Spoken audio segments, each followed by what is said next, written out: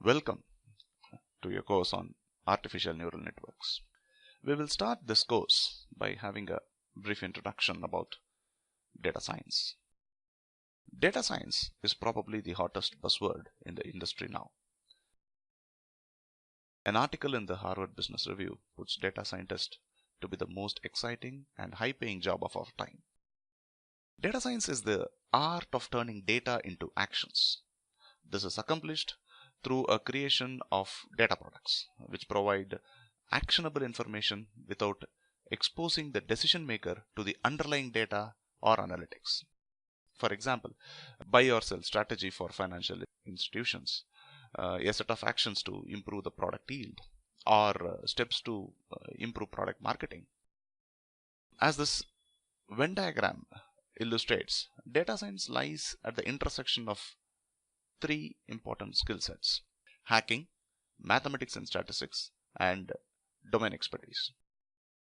Any one or any two of these skill sets take you to another domain. For example, hacking skill along with mathematics and statistics takes you to the domain of machine learning. Although machine learning is a key component of doing good data science, it does not take domain knowledge into account.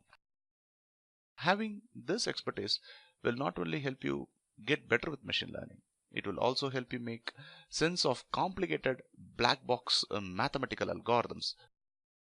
On the other hand, a lot of mathematics combined with domain expertise makes up a traditional researcher.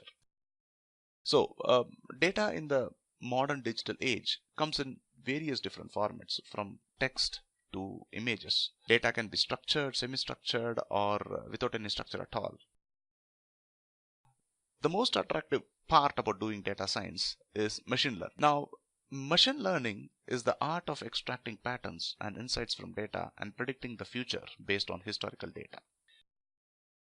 A common goal in machine learning is to make a computer learn from some historical data points and allow it to build its own judgments based on some mathematical algorithms.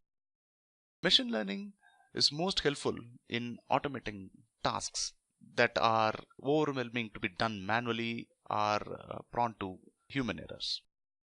For example, fraud detection for credit card companies is too big of a problem to be solved by human inspection.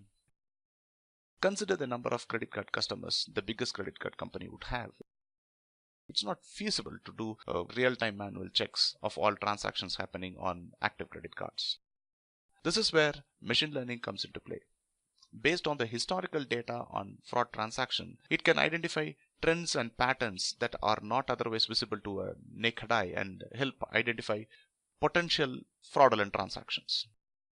Over the years, there have been many definitions of what is and what is not machine learning. Two perspectives from two pioneers of the field stand out. The first one by Arthur Samuels way back in 1959. It's sort of an abstract definition, which claims machine learning to be a field of study that gives computers the ability to learn without being explicitly programmed. The second definition, which is much more recent, comes from Professor Tom Michel from Carnegie Mellon University. Professor Michel talks about an experience that a computer learns from performing a task which has an associated performance measure with it. The machine can learn if its performance in doing a task improves its experience.